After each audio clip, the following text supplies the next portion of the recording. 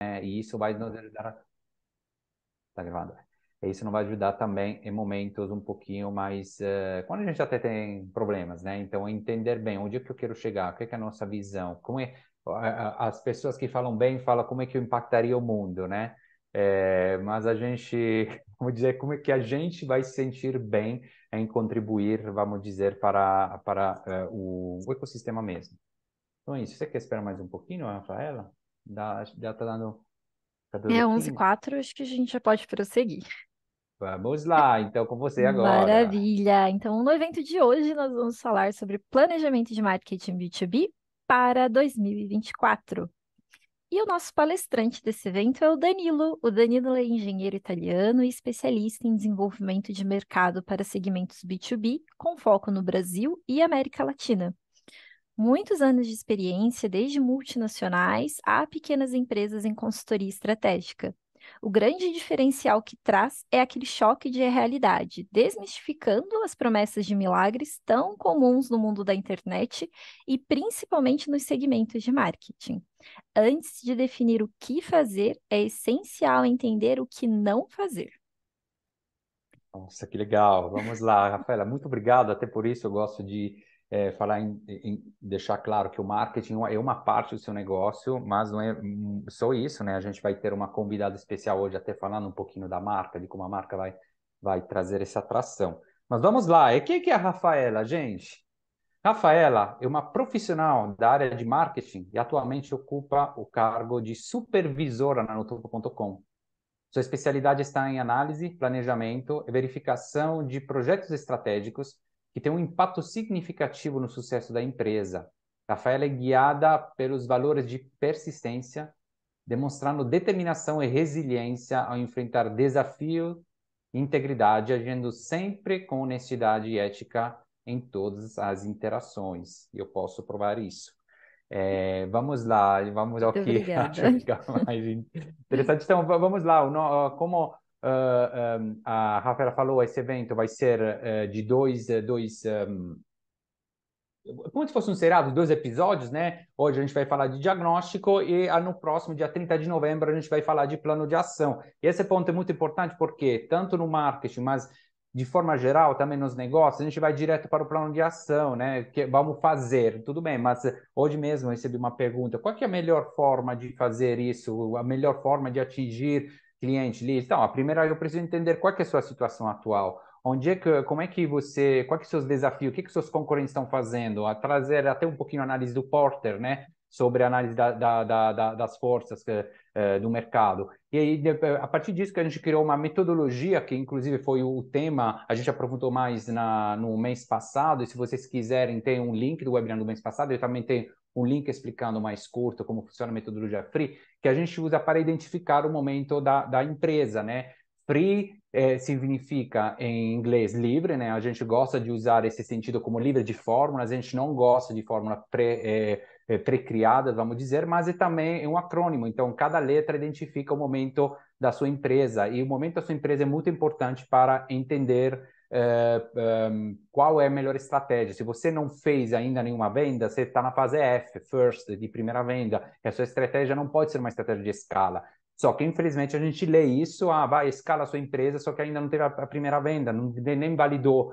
E aí, já quando fez a primeira venda, precisa entender se foi um acaso, se você vendeu para a sua tia, ou se pode criar uma replicabilidade. Então, a sua estratégia é para criar replicabilidade. Daí vai, depois a gente escala e, finalmente, tem a parte de elaboração, onde a gente tem um processo de crescimento estruturado a partir de feedbacks que vem do mercado, que você pode até adaptar a outros produtos ou até outros mercados, né? Então, ficou claro isso? Não sei se tem alguma pergunta a respeito sobre isso. Tá no mudo, Rafa. Obrigada. Então, nós temos uma pergunta da Liliane. É. Qual a importância do planejamento de marketing digital? Tá, vamos lá. Então, de marketing digital, eu tiraria a parte digital, primeiramente, depois a gente vai chegar lá, porque infelizmente, quando a gente fala de marketing digital, a gente esquece a palavra marketing e vai direto para o digital. Então, a gente acaba sempre pensando, 3, 4 posts por semana, vamos fazer as campanhas, tudo bem. Sendo que marketing é a palavra-chave que significa marketizar. né? Marketizar, colocar o seu produto, a sua empresa no mercado. E isso vem muito mais do que só fazer campanha. Então, para fazer isso, eu preciso entender onde é que eu estou. E quando eu estou tentando entender onde é que eu estou, ou seja, estou fazendo o diagnóstico da situação atual, aí eu estou fazendo já uma primeira parte de planejamento. Então, a importância do planejamento é essencial para responder, mas, tem um porém. Muitas vezes, qual que é a grande objeção que o pessoal tem em relação a isso? Que o planejamento parece ser algo extremamente teórico. Ah, de beleza, você faz isso, a minha planilha bonitinha, PowerPoint, tal, tal, tal, beleza, já fiz isso, não deu certo. Então, o problema não é que não serve o planejamento, o problema é que o planejamento foi feito errado. Então, qual que é a solução? Fazer um planejamento junto com uma série de testes. Os testes precisam ser feitos. Quem fizer um planejamento sem teste, que é um pouquinho uma pegada clássica das consultorias, ou quem não fizer um planejamento e vai direto para as ações, está faltando a parte essencial, que é aquela que vai te dar resultado, principalmente se você não tem dados históricos. Então, o planejamento é essencial, mas tem que ser feito a partir de dados validados, né, documentados dados históricos. Podemos? Podemos. Gente, muito importante, caso vocês tenham alguma pergunta, alguns já colocaram as perguntas na hora de se inscrever. Outras perguntas vocês podem ter agora, ao longo dessa conversa, seja que sejam perguntas que vocês têm, seja que seja alguma coisa que eu esteja explicando de forma não clara, ou até que vocês não concordem, pode colocar no chat. A ideia é realmente de criar uma interação e não um monólogo. Vamos lá, então, como a gente falou, a gente vai ter duas etapas, né? O diagnóstico, que é essa primeira etapa, e o plano de ação. Então, fica ligado, porque dia 30 de novembro a gente vai falar plano de ação, e a gente fez questão de fazer isso, porque até para filtrar um pouquinho, tentar ajudar a colocar o mindset, porque é outro passo, outra coisa que acontece, quando alguém já tem a primeira objeção, sim, tudo bem, mas o planejamento, pô, sim, beleza, mas eu quero fazer as coisas, cadê os leads, né? Ah, beleza, mas você tem histórico? Não tem histórico, então já tem que fazer uma análise, fazer teste. Então, o que acontece? Ah, beleza, então vamos fazer planejamento, ok? Tá bom, mas esse planejamento, então, em 2 semanas está pronto? Seria a outra objeção. Então, até por isso que esse web é um pouquinho uma provocação. Vamos fazer o diagnóstico esse mês e vamos fazer o plano de ação no mês seguinte, para entender que não pode fazer de forma... Pode até acelerar, porque tem que ser prático, mas cuidado com o tempo, de não olhar excessivamente o curto prazo. Vamos lá, então. O que a gente vai fazer agora? Na verdade, um plano de ação, começando pelo diagnóstico, né? São uma série de pontos que a gente tem que abordar. E como é que a gente usa isso? Essa aqui é até uma ideia que a gente gosta de dar para quem criar conteúdo, tanto do web no e-book. Em vez de fazer alguma coisa do zero, compartilha o que você faz na sua empresa. Porque essa aqui é o que resume um pouquinho a sua experiência. Então, essa aqui é uma série de perguntas que a gente até manda para alguém quando alguém entrar em contato. Beleza? Ah, eu quero fazer muita. Não é muito comum que alguém peça por um planejamento. Geralmente já entra pedindo por resultados, né? Só que beleza, para pedir resultado, precisa entender como chegar lá, né? A tal de estratégia. Para entender estratégia, eu preciso entender a sua situação atual. O que é que a gente faz? Envia algumas perguntas, né, para fazer esse diagnóstico. Então, o que gostaria de fazer? Eu vou ler todas elas de uma vez, e aí depois eu sei que chegaram algumas perguntas sobre alguns pontos específicos, né, e obviamente outras fique à vontade de fazer, mas eu acho que aí a gente vai retomar os pontos só tirando dúvidas. Lembrando que as dúvidas que a gente não consegue tirar hoje por uma questão de tempo, a gente vai continuar interagindo no nosso grupo B2B Smart e mais tarde a gente vai dar mais detalhes sobre. Tá? Então, a primeira coisa que a gente vai fazer para um diagnóstico, beleza, entender a lista de produtos e serviços. Ah, mas isso aqui é simples. Mas a resposta muito comum, se é uma empresa, por exemplo, já existe um mercado faz tempo, mas está entrando talvez no online agora, tem um monte de produtos. E aí a pergunta é, qual que é o seu carro-chefe? Carro-chefe, você pode identificar o que mais vende, o que você gostaria de vender mais, e provavelmente tem características diferentes dos outros serviços. Então, a primeira coisa, por exemplo, uma estratégia poderia ser, se você nunca fez nada, foca naquele produto que é mais fácil, por exemplo, vender. Por quê? Porque isso vai te ajudar a criar aquele processo, lembra do Free Elaborate, que depois pode usar para outro produto. Ou você pode falar, não, mas eu quero focar nesse produto mesmo que não seja o meu carro-chefe, porque vai me dar mais lucratividade, mas eu nunca vendi ainda. Bom, aí tem que voltar atrás, no F, tem que validar primeiro, porque você acha que é o melhor produto do mundo, mas o seu cliente, você já tem uma base que aprovou isso, senão você vai validar. Obviamente é importante o ticket médio, aqui tem um ponto importante falando sobre ticket médio. Qual que é a questão? O ticket médio, primeiramente, tem uma grande confusão feita entre o valor do contrato e o valor da recorrência. Tá? Qual que é o seu ticket médio? Ah, R$ 3.000, ou 5.000, R$ 10.000. Tá, mas esse aqui é o valor mensal? Ou não? Não, o seu valor mensal, então, não é o seu ticket médio. É um ticket recorrente, ou mas se você quiser falar de ticket, deveria valer o valor do contrato. Por exemplo, fechou um contrato de 12 meses por, sei lá, 10.000, né? O valor do contrato, 10.000, falei 120. Por que isso é importante? Porque depois isso vai dar problema no cálculo do ROI, porque um dos erros, parece banal, mas é muito comum, é calcular o ROI a partir da mensalidade, não do valor do contrato. Você paga uma vez para adquirir aquele cliente. Mesmo, por exemplo, se você paga 10.000 para adquirir um cliente, mas ele te paga por 2 anos um FII de 5.000, você já está com um ROI bem positivo, entende? Comercialmente falando. Aí tem depois a parte financeira, vem depois. Obviamente, o público a gente tem que ver. O Danilo, público, antes da gente entrar nessa parte do sim, público, pensando nesse primeiro e no segundo tema, sim. né? Vamos colocar assim. É. Do primeiro, nós temos duas perguntas, mas eu vou juntar as duas, Ah, que é legal. da Débora e do Leonardo. Qual que foi a pergunta da Débora? Qual que é o desafio B2B para as indústrias hoje? E o Leonardo queria entender qual que é o maior desafio para sair do comum no planejamento. Então, eu acho que a gente consegue juntar essas duas. Tá, beleza. Quando a gente fala de forma geral, né, da indústria B2B, obviamente eu falaria para fazer um diagnóstico da sua situação, né, que esse diagnóstico passa por tudo isso, entender se você já tem dados documentados, se você tem concorrente, não tem concorrente, obviamente a tendência de mercado, a dica que eu posso dar, que vai um pouquinho aquele choque de realidade, vai um pouquinho contra o que pode ler e tal, não confie muito na tecnologia, porque a tecnologia é um bicho que você tem que controlar. E um dos erros mais comuns, por exemplo, quando alguém adota um CRM do zero, acaba, por exemplo, contratando um CRM vai de zero para o Salesforce, por exemplo, só que aí não tem nem tempo para estudar, não tem, porque é uma questão de mindset. Já quando eu estou acostumado a usar um CRM, já posso ir para um mais pro. Então, no B2B, com certeza vai ter uma tendência sempre mais online, né? Sempre mais emotizada. Claro que se a gente fala de produto ou de serviço é diferente, porque o produto envolve uma logística física que o serviço não tem. Mas a questão é entender realmente qual é a situação atual, o que seus concorrentes estão fazendo. Eu sei que é muito comum pensar, porque o comportamento do consumidor vai mudar. Essa aqui é muito comum, né? Pô, qual é que é a tendência? O comportamento do consumidor vai mudar.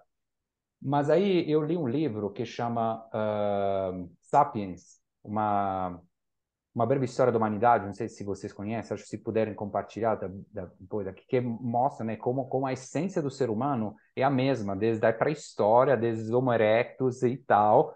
E aí a gente tem que ter um cuidado em entender que a mudança de comportamento é uma expressão diferente da mesma essência. E a gente tenta entender isso. Então, essa aqui é uma questão. Então, não acha que a tecnologia vai te resolver, não acha que essa tendência vai ser na essência. Então, voltando à pergunta sobre o B2B, obviamente depois depende se é B2B tecnologia, engenharia, consultoria. Então, a primeira coisa que tem que fazer é entender a situação atual, se tem dados históricos, se não tem dados históricos, o que esses concorrentes estão fazendo, onde você quer chegar, e aí depois toda aquela coisa que vem depois, orçamento e tudo mais. Podemos seguir? Maravilha, podemos seguir sim. Você estava É, falando sobre ticket médio. E quando o ticket é bem variado, como a pessoa pode entender melhor onde focar?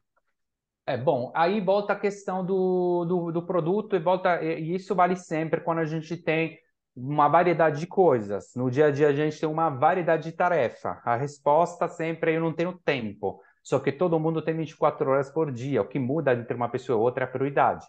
Então, quando a gente olha para vários produtos, com vários tickets médios, então também a gente está falando de vários produtos, é isso. é entender, não faça tudo. Não e isso é muito comum, até porque também no público-alvo, que é o ponto 3, para quem que você vende? Para todo mundo. Ou não, eu vendo principalmente para ele, mas também para os outros. Não, gente, tem que focar. Depois, ao longo, pode até documentar informações. Então, se eu tenho um ticket médio muito variado, eu preciso entender. Preciso focar, mas de que forma eu foco? Preciso priorizar. De que forma eu priorizo? Preciso entender se eu quero abordar um produto com ticket médio que me gere mais lucratividade, porque tem um momento que eu preciso gerar lucratividade para a empresa, ou um ticket médio que me gere mais ataque de mercado, porque eu quero um share maior. De forma geral, com as devidas exceções, de forma geral, é difícil que as duas coisas aconteçam ao mesmo tempo, que você cresce mantendo o mesmo lucro, porque geralmente o lucro vai ser investido. Então, isso você precisa entender. Quando eu tenho vários tickets médios, vários produtos, onde é que eu foco e qual é que é o meu objetivo? É mais lucratividade ou mais crescimento, vamos dizer, tá? E isso entra um pouquinho também do público, por produto por serviço, porque você pode ter vários serviços, nem sempre, ou vários produtos, nem sempre todos eles são para o mesmo público, ou o mesmo produto pode ter públicos diferentes, ou você pode ter um público para vários produtos. Todas essas geram nível de comunicação totalmente diferente, lead time comerciais diferente. Então, se você está vendendo um produto X para um tipo de público e demora, sei lá, 3 meses para vender, você não pode fazer uma comparação com outro produto que vende para outro cliente que demora 10 dias. Então, de novo, assim, não pode comparar a performance dos dois. O que pode dizer eu prefiro, obviamente, aquele 10 dias, ou você pode dizer, não, prefiro aquele 3 meses, porque é verdade que demora mais, mas tem uma lucratividade, um faturamento maior. Mas entende que a estratégia é totalmente diferente. Então, mais uma vez, foco. Eu acho que mais falta é foco. E sabe onde que você vê isso? Quando você vê que uma empresa é presente, está em todas as redes sociais, fazendo campanha para tudo que é canto. Tá? Até na fase de teste, testa um canal, deu certo, otimiza ele, satura ele, vai para o outro. Deu certo, vai para o outro. Não deu certo, troca. Não faça um pouquinho de tudo. Dani, sobre Tem perguntas isso, aqui? Sim. tem sim, sobre isso, de deu certo, ok, não deu, vamos trocar. Tem uma pergunta do Gustavo que se encaixa com esse momento. Ele falou assim: Danilo, você falou em resiliência, mas seria possível percebermos quando em um projeto a resiliência se transforma em persistência cega e deveria haver uma desistência? Afinal, a desistência também não seria uma escolha? Ou seja, na etapa do planejamento de marketing, Muito bom essa em pergunta. qual Adorei. delas seria fundamental uma análise de desistência? É muito legal. É legal. Essa pergunta é sensacional mesmo, porque vai um pouquinho contra a questão, com a resiliência, que não sei o que, vai contra. Só que a resiliência, justamente como o Gustavo, certo? Está Isso. dizendo, é um custo que você está tendo, gente. Você está gastando esse custo porque você espera um resultado, aí ele vai se tornar investimento. Mas ele justamente está dizendo, sim, mas tem uma hora que esse custo eu não vejo mais aquilo. Eu acho que, na essência, minha sugestão, porque eu passei, acho que todo mundo que passou, que foi empreendedor e tal, mas também empresa mais, passou por isso. Acho que nesse momento é a visão mesmo que traz a essência, ou aquele que você gosta, não gosta, não pode quantificar. Na hora de quantificar, seria até mais fácil a resposta, porque eu posso te dizer, eu faço um planejamento e eu coloco esse orçamento aqui, certo? Para ter esse resultado. E se não der esse resultado, aí vou decidir parar ou refaço, né? Ele falou, vale a pena refazer o planejamento. Posso refazer o planejamento, colocar de novo e chega uma hora que vai parar. Então, objetivamente, isso é muito lindo. Só que o que acontece? Acontecem duas coisas que são relatadas em dois livros muito legais. Um é Previsivelmente Irracional, do Dan Ariely, que ele fala que a gente acha que toma a decisão de forma racional, mas na verdade as decisões que a gente toma são totalmente irracionais. Então, cuidado, é um engenheiro que está falando isso, tá, gente? Tá? Só que a gente tem a cabeça poluída com essa importância dos dados e esquece, coloca em segundo lugar que você pode colocar os dados que você quiser na frente, mas a sua escolha vai ser emocional. E tem outro livro, eu não me lembro o autor, mas O Cisne Negro, tá? Que fala? que ele fala que sempre no decorrer de uma história, da história da humanidade, da história, sei lá, de um país, vai acontecer aquele evento, aquele cisne negro, né? Que parece que não existe, que vai mudar tudo. Tá? Então, isso vale sempre quando você fala, pô, o mercado não está indo bem, mas porque tem a guerra. Quem que ia prever a guerra? Não está indo bem porque aconteceu isso. Quem que ia prever que ia acontecer isso? Só que ninguém ia prever que isso ia acontecer, mas você pode ter certeza ao longo da história que alguma coisa, algum cisne negro vai acontecer, ok? Então, isso faz com que? Faz com que um planejamento possa ser visto como uma coisa puramente teórica, porque nunca vai acontecer, porque alguma coisa que você não está planejando vai acontecer. Por isso que é importante passar por teste. Por isso que é importante aquele processo de planejar e ir testando, planejar e testando, porque eu pego o cisne negro na hora do acontecimento. Mas, na essência, para responder essa pergunta excelente, é exatamente isso. Logicamente é fácil a resposta. Planejo, não deu certo, ou replanejo, ou paro, né, a desistência. Na essência, qual é a sua visão? Onde é que você quer chegar? Faz sentido continuar isso, ou é melhor fazer um concurso, sei lá, de outra coisa? Sabe? Então, ótima pergunta. É, vamos para o concorrente direto. Podemos, Rafa, tem mais alguma Podemos? coisa? Na verdade, eu queria pular um ponto que eu gostaria de ter colocado aqui antes, mas acabei colocando no ponto 9 sobre o dificultador de vendas, porque eu acho que teve uma pergunta sobre isso, não sei se teve, Isso, teve e sim. aí, depois a gente Aqui, ó. volta lá atrás, mas eu acho que é muito importante, porque a gente quer vender, vender, vender, e aí qual que seria o principal dificultador de venda? Então vamos lá na Foi a pergunta. pergunta do Rogério. Estamos até satisfeitos na geração de leads, mas temos dificuldades para vender. Como um planejamento pode me ajudar nisso? Tá, então, sabe o que eu vou fazer? Seria fácil falar aqui de que é importante a marca. Só que eu vou fazer mais. Eu vou chamar alguém que é especialista nisso, tá? Então eu vou chamar aqui para participar a Iris, que é designer, mentora e trainer, especialista em design neurocientífico e comportamental, pós-graduada em psicologia positiva, analista comportamental e corporal, mentora de marcas e coach, integra arte e neurociência para transmitir a essência das marcas na comunicação visual. Então, eu vou deixar essa resposta para você, Iris. Seja bem-vinda. Você quer que repita a pergunta? Ficou claro? Não, ficou claro sim. Bom, vamos lá. Primeiro, obrigada pelo convite aqui, né? E muito prazer a todos vocês. Bom, antes de qualquer coisa, mesmo que você esteja recebendo leads, né? O que pode estar acontecendo ali para você não vender? Eu acho que é importante a gente parar para prestar atenção em como a sua marca está se posicionando no mercado e como que você, ao receber esses leads, está se posicionando com os seus clientes.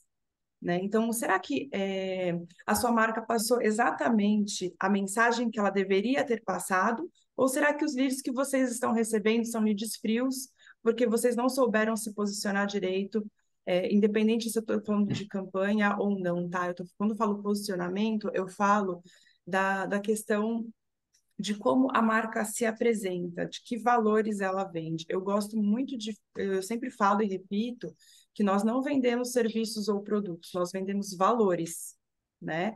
Então, qual é o valor que a sua empresa está oferecendo para que seus consumidores venham a procurar vocês? Tá de acordo? Ah, não, Iris, legal, tá de acordo, o que a gente vendeu tá fazendo sentido e os leads que estão entrando são quentes e realmente é, isso tá tudo alinhadinho. Bom, bacana. A primeira parte tá tudo ok, né, Danilo? O mais importante ali para saber de como que esse posicionamento está sendo colocado, tá ok. Agora, que a gente sempre fala, né? O pessoal da área de marketing, às vezes, tenta trazer isso para os clientes, a gente tenta, né, falar isso de uma forma bem clara, mas é a mesma coisa assim. Vamos pegar, sei lá, um Google, se a gente for pensar em mídias digitais, tá? Vamos pegar um Google Ads, um Meta, vai trazer ali o lead para dentro para a porta da sua empresa. Quem que vai abrir a porta? Né? Como que você está tratando esse cliente? Você recebeu esse lead no WhatsApp e esse lead ficou lá 3 dias sem ser respondido? Não adianta nada vocês terem um posicionamento adequado de marca e vocês estarem bem alinhados com os valores de vocês e dos seus clientes para que haja essa compatibilidade, para que haja essa conexão, se vocês não tratam seus clientes como a principal, o principal ativo de vocês, né? Sem nossos clientes, nós não somos nada. Na verdade, a empresa não existiria se de que adianta, na verdade? Então, quando a gente pensa em planejamento estratégico, eu acho que o principal dificultador assim disso tudo é justamente a tratativa, é justamente o tete a tete, porque a campanha ela vai estar alinhada com a persona, o marketing, seja ele digital ou offline, ele vai estar alinhado com os princípios, mas se esse planejamento não tiver bem executado do pré ao pós-venda, então ele pode simplesmente ir por água abaixo, porque todo esse alinhamento que vocês venderam, na verdade, ele vai ser um alinhamento plástico, né? Vai ser uma coisa falsa. É uma lente de contato. Você tirou ali e já não está mais mostrando. E aí que você começa a perder os seus clientes, né? Você vende, sei lá, batata doce e entrega batata salgada, o cliente vai falar, poxa, mas estava aqui falando que era batata doce, então eu não quero isso. E aí você começa a encontrar essas dificuldades. E assim, eu posso até ir um pouco além, falando não só de campanhas, mas falando de equipe também. Será que a sua equipe entende o posicionamento da tua marca? Será que a sua equipe está alinhada com esses valores? Se as contratações foram alinhadinhas? Se o que vocês trazem dentro da cultura empresarial, né? Porque quando a gente pensa em branding, né, que a gente fala, o posicionamento da marca no todo é um ecossistema, né, Danilo, né, Rafa? Ele não tem um ponto chave específico. Não existe pulo do gato, não existe segredo. É tudo um conjunto de ações que a gente vai formando para que a estratégia faça sentido no final, para que esse planejamento, sendo bem executado, que ele tenha resultados, para que a gente possa fazer os testes, que nem vocês citaram anteriormente, de colocar ali como se diz, saber a hora de desistir, a hora de avançar, né? Porque isso tudo tem que estar alinhado com esse propósito. Ah, eu tenho um planejamento lindo, ele é até coloridinho, fica aqui no mural da empresa, e colocamos até em post-it para todo mundo ver e poder comentar lá. Ah, legal, e quem faz? Quem está executando, Deixa eu fazer né? uma pergunta, então, aproveito da sua expertise. Você acha que existe no nosso ecossistema, o problema é mais de não ter um planejamento de branding e posicionamento, ou de ter, mas que não reflete de alguma forma os acontecimentos cotidianos, né? Porque você abordou os dois pontos, né? Porque justamente não é só Foi. ter, tem que ser, Olha, tem que acontecer também, né? Qual é, que é seu ponto de vista? eu acho que os dois são ruins, Não, mas o honestamente. que que você acha mais comum, vamos dizer? Mas comum é a segunda opção que você falou. Por quê? O que que acontece? Hoje as empresas vendem o que elas acham que elas têm que vender, o que elas acham que o consumidor vai gostar, né? Ah, e nós temos um posicionamento de igualdade, disso, daquilo, a gente é pet friendly, a gente né, sociedade sustentável, só que você vai ver o interno da empresa, nem o lixo eles separam lá dentro, né? Tem funcionário trabalhando 15 horas por dia. Então, Boa, eu não, acho que isso é o mais comum, na verdade. eu concordo com você. Inclusive, você falou uma coisa muito importante que me lembra do David Acker, né, que é um pouquinho o guru, né, do branding, que realmente ele fala, inclusive um livro que eu posso sugerir é On Branding, 20 princípios de alguma coisa, mas procura lá, se puder procurar e passar no chat, inclusive passar também no chat o LinkedIn da Iris, tá? Mas o que que ele fala? Que é quando você está vendendo, tentando vender na base das funções, das qualidades, das características do seu produto, duas coisas estão acontecendo. Primeiro, que você está limitando o potencial dos valores que você mencionou. E segundo, você está Uhum. dando muita mais abertura a objeções. Porque não existe Sim. produto perfeito, não existe serviço perfeito. O que existe é a pessoa, seu potencial cliente confiar ou não em você, porque nunca vai ser especialista no que você fala. Você pode falar 3 dias. Eu estou falando isso porque eu passei por isso, tá, gente? Então é uma experiência que eu tive, né? Engenheiro, vai explica, tá, bonitinho, papapá. Só que não é isso. Quando você entende, você ganha pela confiança. E aí, por isso que a gente faz muita questão de colocar o conceito de parceria, né? Porque parceria é Uhum, isso. Eu posso até não entender tudo o que você está falando, mas eu confio em você, eu confio na transparência. Eu sei que quando não dá certo, exato. você vai me falar. Eu sei que se você falar que é sustentável, depois vai fazer reciclagem de lixo, né? Então, eu acho que esse ponto que você trouxe é muito, muito importante. Você quer dar uma dica final, assim, para Eu fechar acho que essa tem duas janela? coisas assim dentro do que você falou que são muito legais, né? Um termômetro para saber se o lead, se você está fazendo isso com seus leads ou não. Se os leads ficam. Ponto. Se esses clientes que vocês atraíram viram realmente clientes assíduos, que eles voltam a comprar, consumir da sua empresa, é porque você está fazendo isso certo. Ou seja, que o posicionamento da sua marca está de acordo, está alinhado com os valores do que você realmente vende É. para com os seus clientes, né? Eu acho que é uma forma de medir isso de um jeito muito legal. E o Eu que que vou, você tinha... Pode falar, pode falar. não, é que eu vou além, acho que deveria ficar e indicar também, né? Porque o seu cliente tem que ser o Sim, primeiro, a primeira a empresa que vai indicar. referenciar. Exato, e essa era a segunda coisa que eu ia falar. Hoje a gente fica muito firme, né? Você até falou isso no começo do webinário, do marketing digital, né? Da coisa do digital.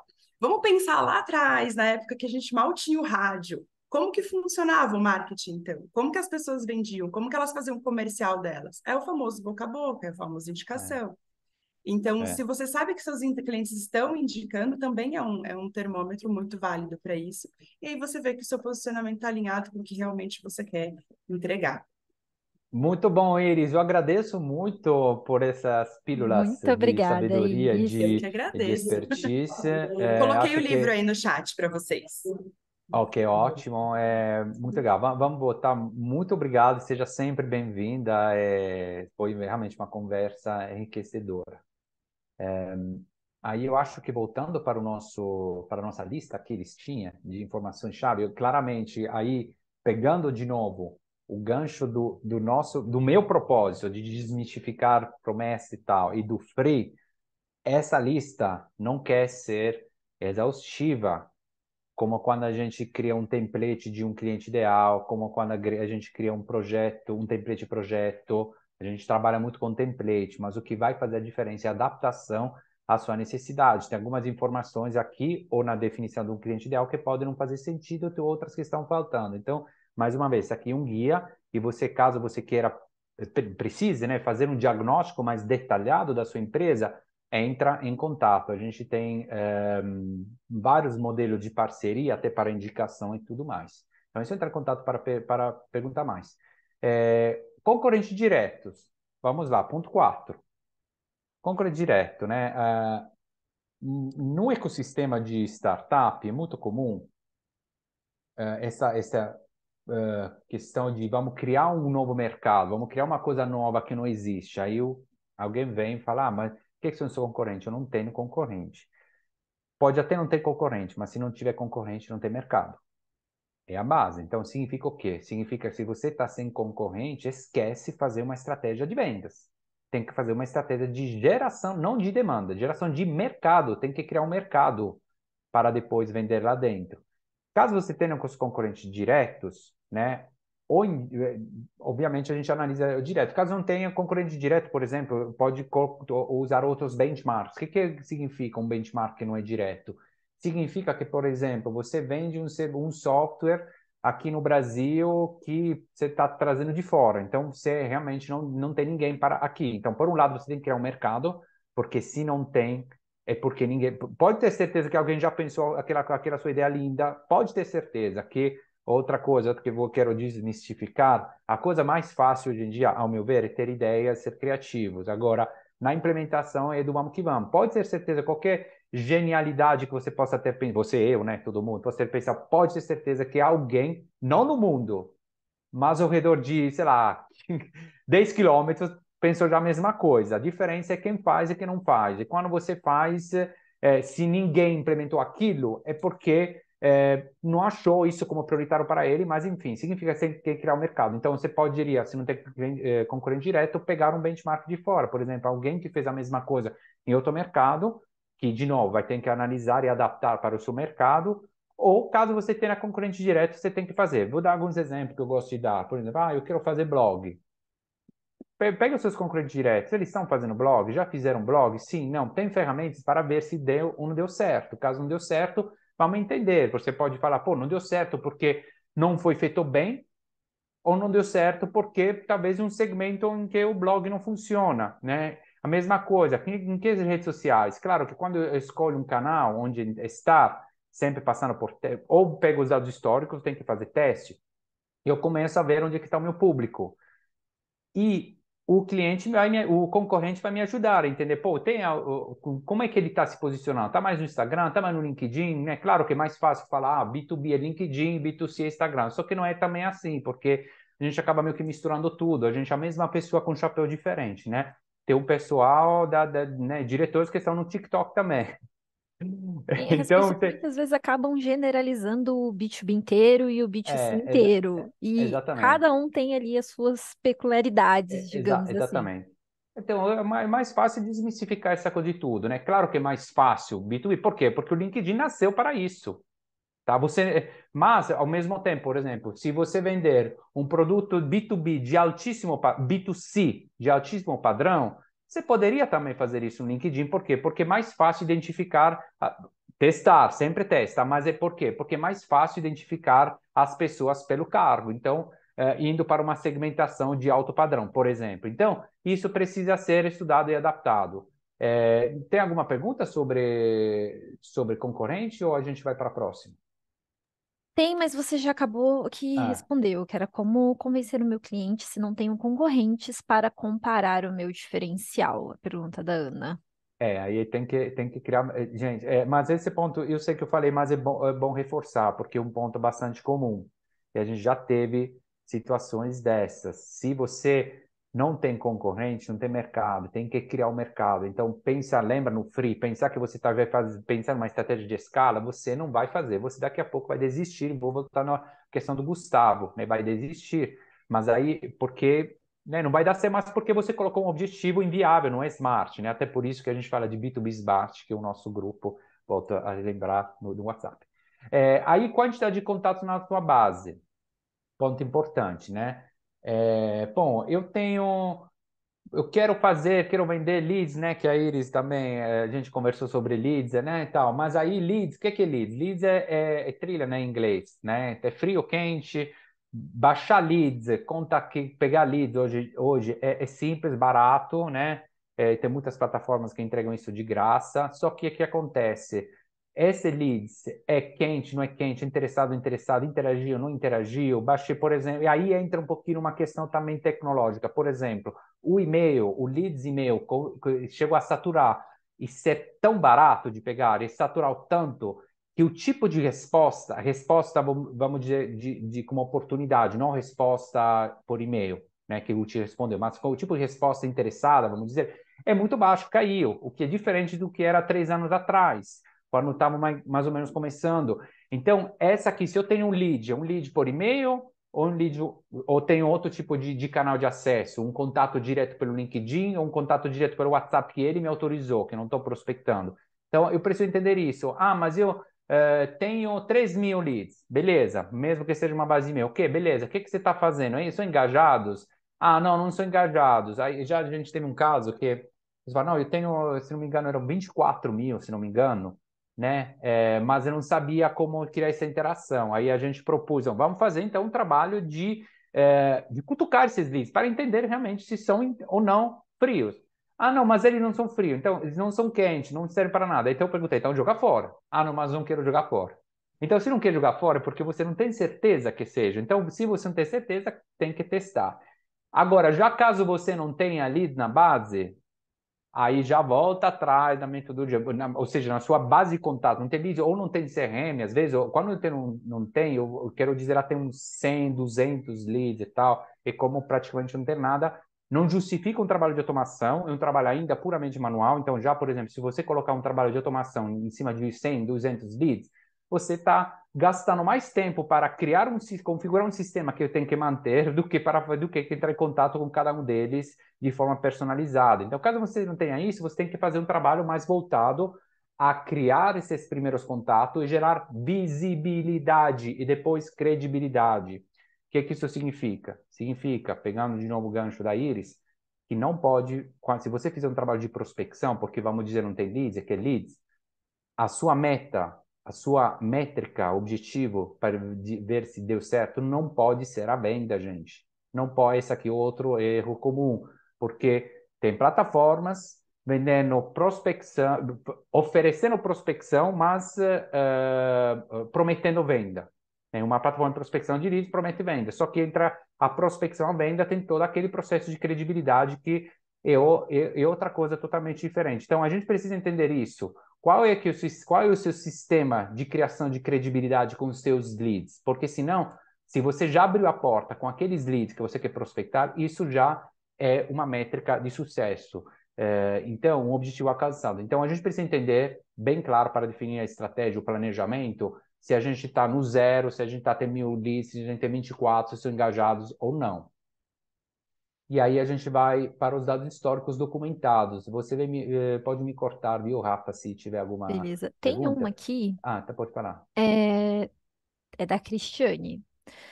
Considerando as tendências, né, enfim, tanto o que o pessoal comenta muito agora, quanto também as tendências de comportamento do consumidor previstas para 2024, quais estratégias inovadoras podemos co-criar para garantir que os nossos clientes permaneçam não só relevantes, mas também líderes em seus respectivos mercados? Tá. Pergunta muito linda. Vamos lá. Primeiramente, uma coisa que eu falei lá atrás. O comportamento é a junção entre a essência e a expressão da essência, tá? Então, mas só o que está mudando da parte de comportamento que muda é a expressão da essência do ser humano. A essência não muda. Então, quando a gente fala que muda o comportamento, é uma pequena parte que muda do comportamento. É a expressão da essência. O ser humano, por isso que eu continuo indicando aquele Homo sapiens, uma breve história da humanidade, você vai ver ao longo dos séculos, dos milênios, dos milhões de anos, é um bicho, afinal de contas. É isso, um bicho egoísta que cuida da sua alcateia. E aí você precisa de outras coisas para ir para fora, que são os valores que a gente conversou e tudo mais, tá? Então, esse aqui é um ponto importante, não dar muito peso a isso. O que vai mudar, né? O que muda? O que entra na questão da expressão da essência que vai mudar? Muda em quê? Por exemplo, eu fiz um exemplo agora. Alguns anos atrás saiu a tecnologia de prospectar via e-mail. Era uma novidade. Agora já não é mais. Obviamente, cada um de nós recebe um monte de e-mails por dia, não dá muita atenção, um ou outro dá, mas não dá para criar um sistema previsível na base disso. Não dá para criar um sistema previsível na base de e-mails, tá? Então, e outra coisa importante, falou de inovação. Também cuidado de não dar muita importância na inovação como solução aos seus problemas, né? Todos os problemas. Por quê? Por exemplo, o chat o robotizado, inteligência artificial, tá? Essa aqui resolve o problema, não o atendimento especificamente, estou falando aqui agora, tá? O problema de quem atende, não de quem é atendido. Eu desafio que todo mundo que acha que um atendimento robotizado é melhor como qualidade do que é atendido. Não é, não é. Estamos longe disso. Então, na verdade, uma forma de se diferenciar qual é? Trazer o lado humano, aí os valores que ele falou, né? E o que o David Acker fala também, não venda a função, a funcionalidade, mas venda o valor, né? A gente gosta de vender tanto subvalores que a gente tem todo dentro de um conceito de parceria. Eu quero ser seu parceiro para a tomada de decisão, né? Então, venda isso. E isso você vai fazer com que a tecnologia, você mostra que é alguém que se adapta, estuda o mercado, estuda as inovações de tecnologia, mas não é com isso. Quando alguém entra falando, pô, já fiz tudo isso, mas eu quero fazer, o que você faz de novo? Isso já está meio frio, já, está frio, porque ele vai uma conversa já para a função e não existe isso, não existe isso, tá? Então, vamos, por exemplo, agora, esse ano, No começo desse ano já foi muito para o WhatsApp, porque a prospecção para o WhatsApp, porque teve aquela com a tecnologia, a abertura do app, do WhatsApp e tudo mais. Bom, agora também está saturando aquilo.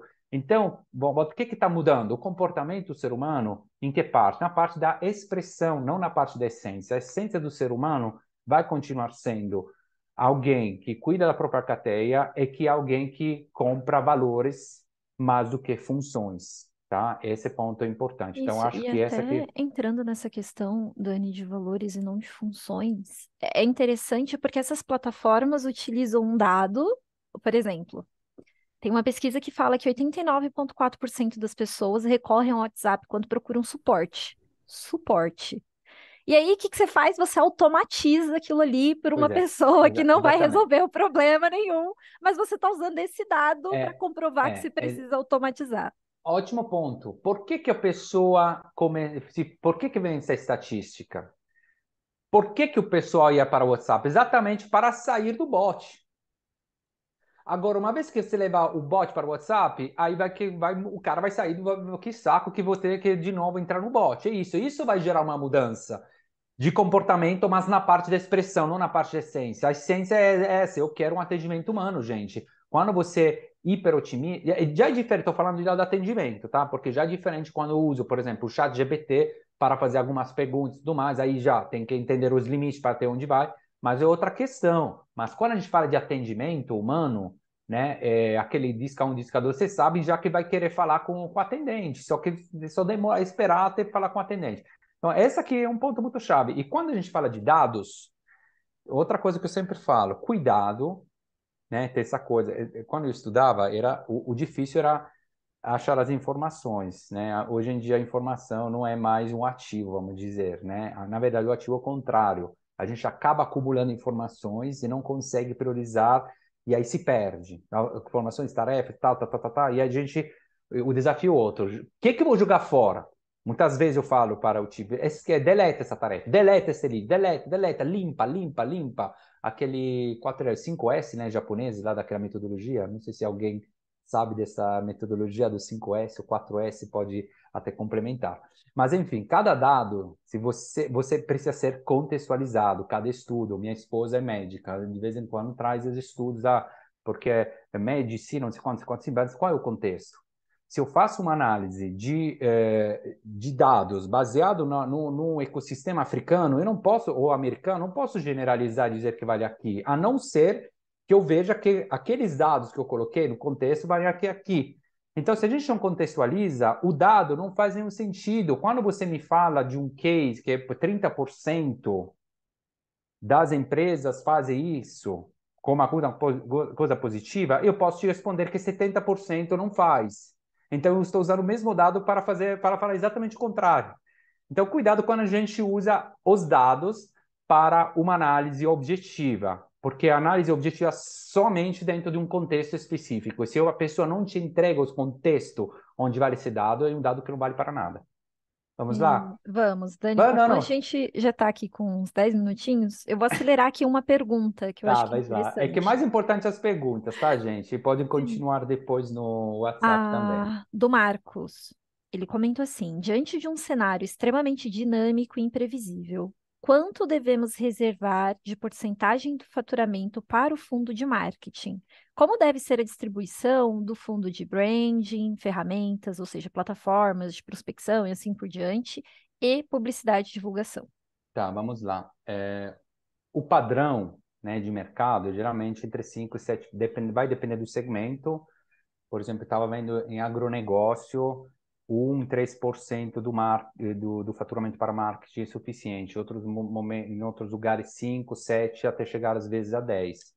O ponto que tem que entender, você tem a marca já como ativo, e aí ela, porque você já tem um ativo e ela vai te trazer, você capitaliza, monetiza esse ativo, aí você é um orçamento.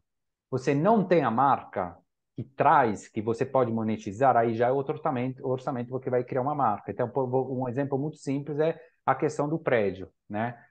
quanto é que vai me dar o aluguel? Bom, vai depender se você tem ou não tem um apartamento. Se você tem não tem um apartamento, primeiro tem que investir para montar esse apartamento, para comprar, reformar e tal, para depois, que seria a sua marca, o ativo, e depois monetiza.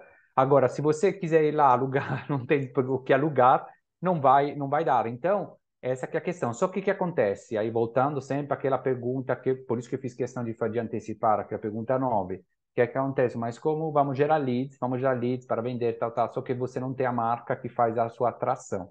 Então, aí tem que entender o quanto você quer. Você fala de fundo de funil, né, na pergunta. Se é um fundo de funil determinado por uma atração orgânica da marca, ou se é um fundo de funil determinado por prospecção direta, porque nessa prospecção direta você só vende por preço, tá? De forma previsível, vamos dizer, tá? De forma previsível. Tá? Então, essa aqui precisa ser entendida. E, obviamente, tudo depende da situação. Por isso que essa aqui são coisas gerais. Então, até dei um benchmark geral de investimento, mas o ponto-chave é esse. Tem que entender essa questão da marca. Você tem que criar, investir na marca. Eu sempre faço outro exemplo, sempre da concessionária. Quem me conhece já deve ter ouvido, deve ter cansado de ouvir isso. Eu vou na concessionária, tem um vendedor que pode ser o melhor do mundo, mas eu entrei lá dentro porque quis comprar aquele carro daquela marca. Depois o cara tem que ser bom. Mas se eu não gosto daquela marca, não, é difícil. O cara pode até ser craque em vender uma outra, mas não vai gerar previsibilidade. Dando aqui uma acelerada, os dados histórico documentados, a gente já meio que falou, é que acontece. O mais comum é, pô, mas eu fiz isso, não deu certo, mas, né, quando estava fazendo, eu mesmo estava dando certo. Agora que fiz com esse cara, não deu certo. Aí você pergunta, tem documento, tem documentado? Fala, não, sozinho eu gerava 10 leads por dia, 100 encomendas por semana. Tá documentado? Não tá. E aí é difícil, porque se não tiver a documentação, a gente, infelizmente, precisa considerar um zero. Não tem nada. Se eu estou fazendo um diagnóstico da minha empresa para criar um planejamento, eu tenho a minha, ou eu posso até resgatar e colocar, documentar, porque estou lembrando, ok, mas se eu não tenho essa coisa, a gente teve um cliente, né, que falava que tinha um monte de acessos na plataforma dele, tá? Mas a gente nunca chegou a ver esses dados. Como é que eu posso? Até porque uma vez que eu preciso entrar nesse dado e ver também a qualidade dos dados, né? De novo, não é só ter o seguidor na sua rede social, precisa entender o nível de engajamento. Então, dados que não são documentados é como se não existissem, tá? Também é importante entender, quando você faz um diagnóstico, quem que estava gerando marketing anteriormente, nunca foi feito nada, foi internamente, agência, freela, até porque é importante isso, porque um dos grandes problemas, de novo, que eu sempre falo, é que o grande problema dos projetos de marketing não está na entrega. O grande problema dos projetos de marketing não está na entrega, está na expectativa que é gerada, que é aquela coisa. Por que o cliente espera vender a partir dos leads, né, Iris? É porque isso lhe foi vendido.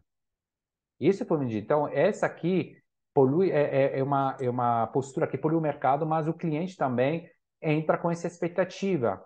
Então, precisa entender quem gerenciou isso, se o problema, porque talvez alguém queira mudar, se o problema foi na expectativa ou foi na operação, porque eu posso fazer Google, posso fazer bem ou mal, ou posso simplesmente fazer o máximo que eu possa fazer, só que lá atrás eu vendi uma coisa que eu já sabia que não podia entregar, né? Por exemplo, vou fazer 3 posts por semana, 4 posts por semana, prometendo leads. Isso não vai acontecer se a sua marca não tem já uma atração. Não vai acontecer, gente. Então, o problema não é que seus posts não eram bons. O problema é que você prometeu uma coisa que já sabia que não ia dar resultado. Entender em quais redes está presente, né? De novo, a gente já meio que mencionou redes, né? Canais, entender se... analisar os canais. Se todos eles deram certo, a gente incentiva todos eles. Se nenhum deles deu certo, eu não vou fazer todos, vou focar em um, entender por que não deu certo, se foi deu certo, não deu certo porque não foi operado bem, ou não deu certo porque não fazia sentido. Às vezes a resposta é simples, às vezes não é simples. Quando não é simples, tem que testar, testar e testar. Então, no seu planejamento, o plano de ação, você coloca, vou testar primeiro esse canal, vou testar depois esse canal, vou testar depois esse canal. Dificultador de venda, acho que a gente falou bastante, né, Iris? E aí depois tem a questão do orçamento. Até teve uma pergunta um pouquinho sobre essa parte, sobre o orçamento, mas essa aqui é a questão. Sim, claro que o orçamento é importante, né, pegar um benchmark, pegar para onde você vai, mas o mais importante é qual é a expectativa desse orçamento, gente. Isso é mais importante. Não é a quantidade de verba que você vai investir, mas reconhecer que é melhor fazer uma coisa bem feita do que fazer tudo, como é o pessoal que fala meia boca. Que dá uma pergunta, a gente vai no final. Não, pode prosseguir. A gente Tá, está com um tempo tá, mais não curtinho. Aí, eu, finalmente, recursos à disposição, obviamente, porque, por exemplo, um dos nossos diferenciais, que eu gosto de ver como diferencial, a Notopo não se posiciona nem como agência, nem como consultoria, mas como gestora de marketing. Então, quando eu crio um planejamento para o meu cliente, nesse planejamento eu digo, ok, que esses aqui são os seus recursos. Você pode ter um estagiário, já tem uma agência, já tem um freela. Então, vamos implementar, otimizar os recursos que a gente tem, tá? Então, porque a operação tem que ser relativamente barata, precisa ser. E a inteligência que vai trazer a parte estratégica. Só que sem operação, a inteligência não serve para nada. Então, fazendo essa bem divisão e otimizando os recursos à disposição, isso vai ser ao mesmo tempo mais eficaz e mais eficiente. É por isso que a gente precisa saber desses recursos e, obviamente, se tiver outras informações relevantes, né? Exatamente pelo fato que eu falei que a lista não tem o objetivo de ser exaustiva, né? É um guia, né? Que a gente vai, obviamente, compartilhar. Mas aí, se você entrar em contato para fazer um diagnóstico da sua empresa, você vai ver que a maioria das perguntas são essas.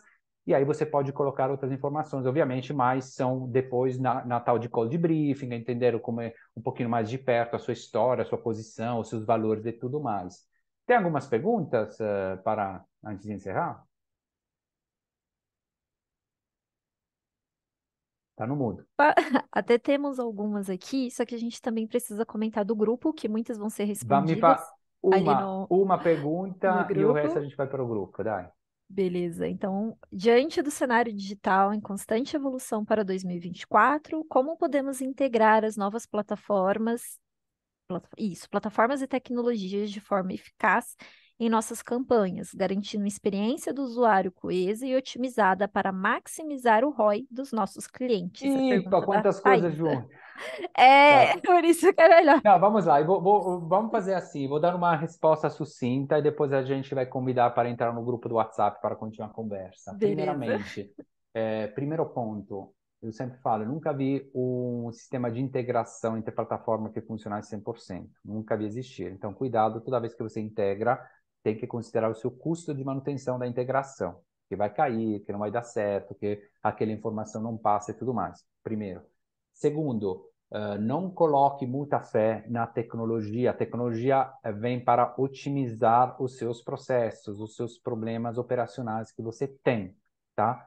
Mas eu não me colocaria na tecnologia, contando com a tecnologia, como eu falei, por exemplo, para atendimento. Ele me resolve o processo de atendimento, mas não resolve a qualidade do atendimento. A tecnologia, para mim, não resolve essa parte. Então, e aí, como eu já falei, eu acho que OKR e tudo mais, eu acho que sim, tem que colocar métricas de acompanhamento, mas a questão é, o grande diferencial vai ser exatamente propor algo que vai além da tecnologia, que são os seus valores, o que a sua marca traz, o seu propósito, porque a tecnologia vai ficar sempre mais barata, né? Já a gente passou da lei de Moore, né, que a cada 6 meses o valor a potência do computador se duplica, né? A gente já está em uma fase exponencial, então não enxerga a tecnologia como diferencial. Isso vai ser sempre menos, a não ser que você venda a tecnologia, aí já é outra questão. E aquela sua tecnologia, diferente, mas não acho que a tecnologia que está no mercado vai te trazer o diferencial competitivo, tá bom? E acho que o que vai trazer o diferencial competitivo é a sua diferenciação tecnológica, em latim, que se distância. Tá bom? Então, vamos lá. Então, obviamente, tem algumas perguntas que a gente não conseguiu responder, e aí vou pegar o gancho para. Porque tá pronto. Para convidar vocês para tirar mais dúvidas no nosso grupo, né? Aqui tem um QR Code, você pode acessar com seu site, mas caso você não consiga por alguma forma, entre em contato, a gente vai te dar o link. E aí lá você pode colocar perguntas, a gente vai continuar a nossa conversa e lembrando que não é só referente a marketing, mas é o ecossistema B2B, tanto que chama B2B Smart, né? Então, marketing, negócio e uma coisa importante que eu esqueci de falar, mas é muito importante. Tudo que eu estou falando aqui não é nada de ser a verdade absoluta. Esse é o ponto de vista do Danilo, na base do meu conhecimento, da minha experiência. Estou super feliz, vou ficar muito agradecido se alguém quiser opinar, trocar ideias e tudo mais, tá? Que ninguém, até porque o nosso valor é exatamente desmistificar as promessas, as coisas universais, né? Relativizar. Então, este aqui é um ponto. Então, você pode compartilhar a sua opinião e dar força à sua opinião na medida em que você aceita as opiniões dos outros. O que era isso? Era o Voltaire, né, gente? Me ajudem. É Voltaire que falava isso? Eu não concordo com você, mas vou morrer para defender a sua opinião diferente da minha. Não era? Essa frase foi atribuída a Voltaire, mas não é Não dela. é. Não, Pronto, tá não vendo? tem Tá um autor bom. desconhecido do iluminismo. Tá tudo Tá certo. bom, iluministas. Sejamos iluministas, então. Vamos terminar assim. Sejamos iluministas. Tenhamos opiniões e respeitemos as dos outros. Acho que bom, Maravilha. obviamente não esqueça do próximo, a parte 2, que vai focar no plano de ação, que vai ser dia 30 de novembro, e do grupo, obviamente, que a gente já mencionou. Com você, Maravilha, pessoal. Rafaela. Muito obrigada pela participação. A Carol deixou aqui, tá, no chat o link da NPS. Então, por favor, respondam. Coloquem ali as sugestões de melhorias também. Se vocês têm sugestões de temas também ou dúvidas, só colocar lá. E entrem no grupo, que vai ser muito importante. Lá vocês podem ir interagindo conosco e também mandando novas perguntas para o próximo webinar. Então, espero encontrar vocês no dia 30 de novembro para a gente ver a segunda parte do evento de hoje. Muito obrigada a Muito todos. obrigado. Até a próxima, gente. Até Tchau, a tchau.